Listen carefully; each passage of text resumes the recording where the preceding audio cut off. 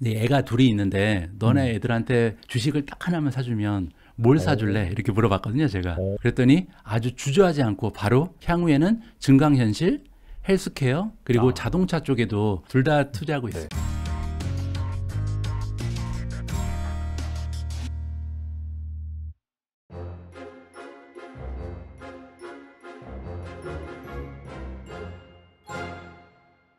근데 지금 사실 아까 말씀하신 테슬라 관련해서 말씀하신 게 그런 부분들이 어느 정도 확실히 좀 반영이 돼 있긴 하네요. 지금 보면은 테슬라 시가총액이 도요타라든지 나머지 그런 완성차 업체와 합친 것과 비슷하거나 또 경우에 따라서는 높을 때가 있으니까 그런 네. 부분들을 이제 시장이 어느 정도 신뢰를 하는 부분이 있고, 사실 또 테슬라가 거기에서 끝나는 게 아니잖아요. 또 다양한 추가적인 또 사업도 하고 있고, 또 뭐 보니까 이번에 오토파일럿에 들어가 있는 그런 뭐 칩을 가지고 뭐 9월에 이제 뭐 AI 데이라고 해서 휴머노이드 로봇을 또 출시한다라고 했잖아요. 그렇죠. 그래서 그런 부분까지 또 가치를 산정을 하면은 사실 또 어디까지 그리냐 이제 그 문제이기 때문에 그런 부분들을 좀 시장에서 반영을 해주는 것이 아닌가 또 생각이 됩니다. 예, 예. 아직 뭐 로봇 같은 경우는 조금 네. 시간이 걸릴 거니까 주가에 음. 반영하긴 좀, 너무 시기상조긴 하지만 결국은 사실, 인공지능 쪽에도 테슬라의 존재가 엄청나지 않을까. 로봇 기업으로도 기대를 해볼 만한 것 같습니다. 알겠습니다. 그리고 좀 특이점, 그 미주은 채널의 특이점이 월가에서 좀 유명한 투자가 분들이나 또 애널리스트 분들, 그런 분들을 또 인터뷰하시는 그런 콘텐츠가 있잖아요. 예, 예. 예, 그런 부분이 참 강점이라고 생각을 하는데, 좀 기억에 남는 뭐 분이라든지 또 그런 분들이 좀 제시해주는 좀 신박한 투자 아이디어 뭐가 있을까요? 예, 예. 제가 좀 월가의 그 애널리스트들하고 좀 조금 친분이 있어서 가끔씩 아, 이제 미존에 초청을 해서 컨텐츠를 만드는데요. 컨텐츠 만들기가 너무 어렵습니다. 그 번역을 해야 돼서. 네. 네. 저랑 제 와이프랑 막 일주일 정도 매달려야 방송이 어, 완성이 되는데, 아, 그래도 이제 좀 그 미존의 특별한 영상인 것 같아서 네네. 계속해서 진행을 할 예정이고요. 음, 제가 이제 여러 애널리스트랑 얘기를 해봐도 가장 좀 신뢰가 가고, 그리고 음. 좀, 이 애널리스트는 정말 전문가답다라고 느끼는 분이 한 분 있는데, 진 먼스터라는 분 혹시 들어보셨나요? 좀 처음 들어요. 네. 아, 그래요? 음, 진 먼스터라고 이제 CNBC 뉴스에 단골로 출연하는, 그 미국 쪽에서는 거의, 테크 쪽에서는 최고의 애널리스트로 이제 인정을 어, 받는 사람이 있습니다. 네네. 루프 벤처즈라는 그 투자 기관을 창립한 사람이고요. 이제 이분이 저랑 이제 인터뷰할 때 제가 이런 질문을 한 적이 있어요. 녹화하다가 애들이 중간에 들어와가지고 막 방송 방해하고 막 어, 이랬었거든요. 그래서 네네네. 나중에 방송 끝날 때, 네 애가 둘이 있는데 너네 음, 애들한테 주식을 딱 하나만 사주면 뭘 사줄래? 어, 이렇게 물어봤거든요, 제가. 어, 그랬더니 아주 주저하지 않고 바로 애플이라고 얘기하더라고요.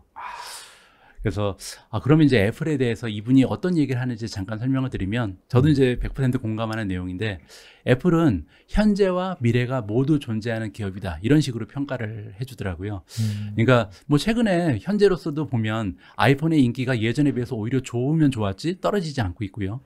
그리고 맥북 컴퓨터를 보면 M1 칩, M2 칩을 만들면서 이제 기존의 컴퓨터보다 오히려 맥북 컴퓨터의 인기가 점점 올라가고 음, 점유율도 향상하는 모습을 보이고 있습니다. 네네. 그래서 애플은 예전보다 오히려 지금이 더 좋다, 이렇게 느낄 정도로 굉장히 좀 인기가 날로 갈수록 높아지고 있고요. 그리고 아까 말씀드린 것처럼 애플은 지금보다 미래가 더 기대되는 기업인데, 그만큼 이제 성장 잠재력이 많이 남아있다는 거죠.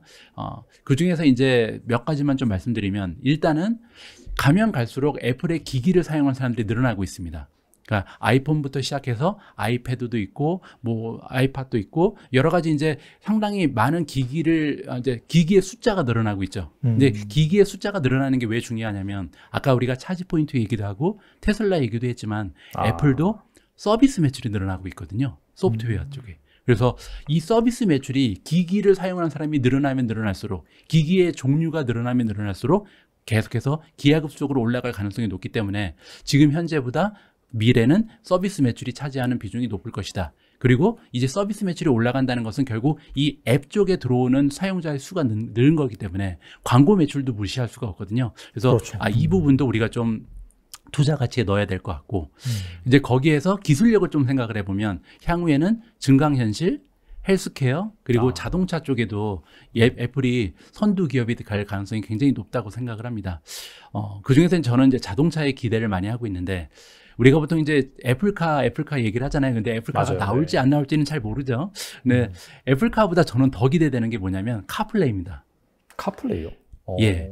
이제 카플레이가 뭐냐면 우리가 네. 보통 이제 예전에 인텔하고 마이크로소프트가 전 세계 1등 기업이었을 때 그 이유는 이제 컴퓨터 혁명이었죠. 사람들이 컴퓨터를 사용하는 시대가 오면서 인텔하고 마이크로소프트가 1등 기업이 된 것처럼 그 다음 혁명은 스마트폰 혁명이었잖아요.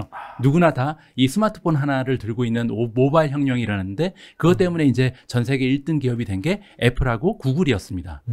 그럼 이제 앞으로 이 다음에 다가올 혁명은 뭘까 생각을 해보면 바로 스마트카 혁명이거든요. 왜냐면 아까 우리가 전기차 그리고 이제 자율주행이 활성화되면 자율주행 때문에 우리 인류가 예전에 없었던 그 시간이 더 확보되잖아요. 자유 시간이 늘어나게 되는 거죠. 그렇죠. 이 네. 출퇴근에 이용하는 시간, 학교를 가는 데 쓰는 시간, 이 시간이 다 없어지기 때문에 이 시간에 뭔가를 해야 될 텐데 그러면 이제 자동차 안에 앉아서 영화도 보고 공부도 하고 뭐 커뮤니케이션도 하는 이런 시대가 올 텐데 이거를 이제 저는 이제 스마트카 혁명이라고 부르거든요.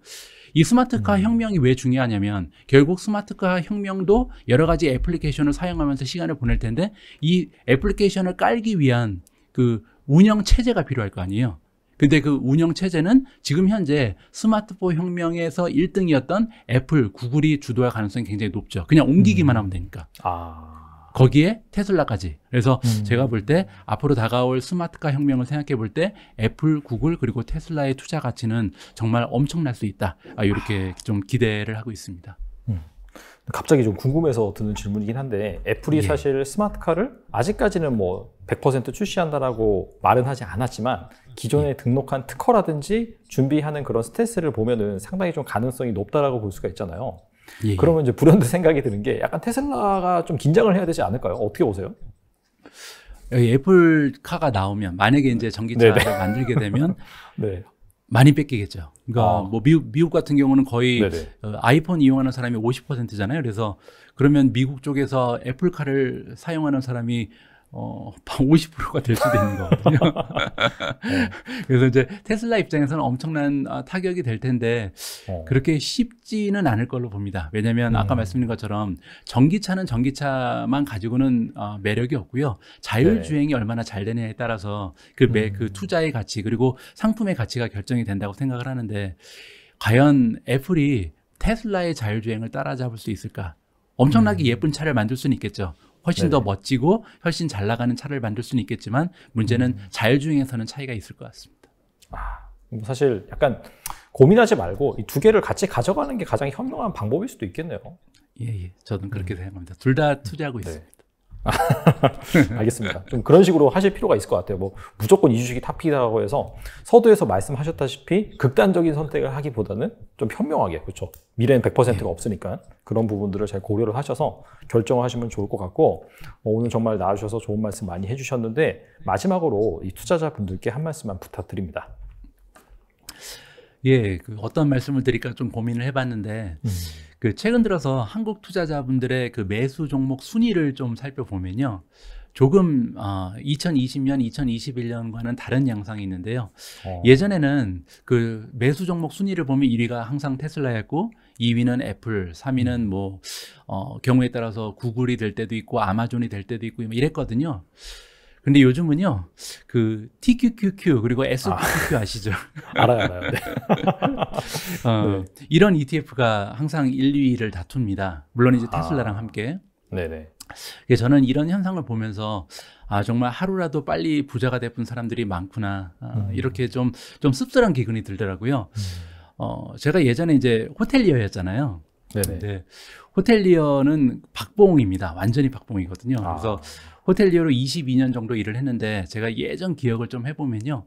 2000년대에 제가 그 월급이 한 달에 한 100만 원밖에 안 됐어요. 한 달에 버는 돈이.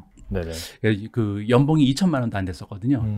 근데 그때 제가 어떤 생각을 했냐면 억대 연봉을 얻는 사람들은, 그러니까 억대 연봉을 받는 사람들은 어떤 기분일까? 정말 더 이상 바랄 게 없을 거다.